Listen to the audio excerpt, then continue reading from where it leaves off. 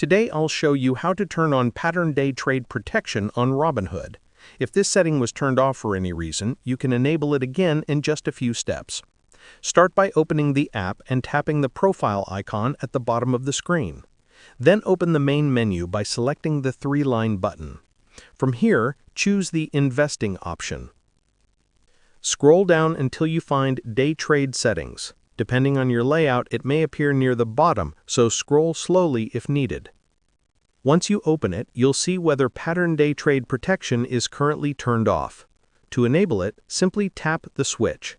The protection will turn on instantly, helping you avoid accidental pattern day trades.